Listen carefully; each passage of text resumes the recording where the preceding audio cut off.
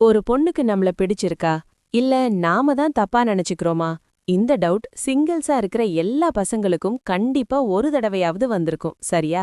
அவங்க வாயை திறந்து ஐ லவ் யூ சொல்றதுக்கு முன்னாடியே அவங்க மனசுல என்ன இருக்குன்னு அவங்க முகமே காட்டி கொடுத்துடும். ஏன்னா ஒருத்தரை பிடிச்சிருந்த நம்ம மூளை சில அனிச்சை செயல்களை, சப்கான்ஷியஸ் எக்ஸ்பிரஷன்ஸை செய்ய தூண்டும். அப்படி ஒரு பொண்ணுக்கு உங்களை பிடிச்சிருந்தா அவங்க முகத்துல தெரியற அந்த 5 ரகசிய பாவனைகள் என்னென்ன? வாங்க அக்கு வேற ஆணி வேற பாப்போம். முதல் விஷயம், கள்ள பார்வை. நீங்க அவங்கள பார்க்காதப்போ அவங்க உங்கள ரசிச்சு பாப்பாங்க.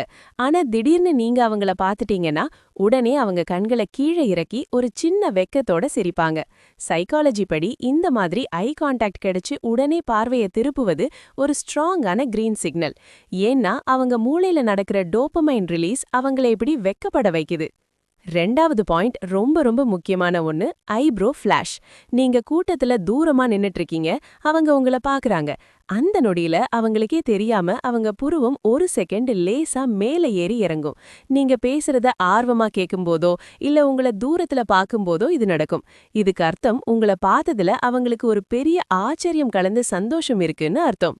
மூணாவது விஷயம், அவங்க உங்ககிட்ட பேசும்போது ஒரு விதமான இனிமையான பதட்டம் இருக்கும். அந்த நேரத்துல அவங்க அறியாமலேயே லேசா அவங்க கீழ்த்தாடைய அல்லது உதட்ட கடிப்பாங்க.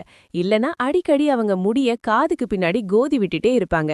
இது அவங்க மனசுக்குள்ள இருக்கிற பட்டாம்பூச்சி பறக்கிற ஃபீலிங்ஸ முகத்துல இப்படிதான் வெளிப்படுத்துவாங்க. நாலாவது, நீங்க என்ன பேசினாலும் அவங்க தலைய லேசா ஒரு பக்கமா சாய்த்து கண்களை விரிச்சு உங்கள முழுசா கவனிப்பாங்க. இன்னொரு சீக்ரெட் என்ன தெரியுமா? அவங்க கண்கள்ல இருக்கிற கருவிழி உங்களை பார்க்கும்போது லேசா விரிவடையும், டைலேட் ஆகும். இருட்டுல மட்டும்தான் கண்கள் விரிவடையும். ஆனா நமக்கு ரொம்ப பிடிச்ச ஒருத்தரை பார்க்கும்போதும் இப்படி நடக்கும்னு சைக்காலஜி சொல்லுது. கடைசி பாயிண்ட், மிரரிங்.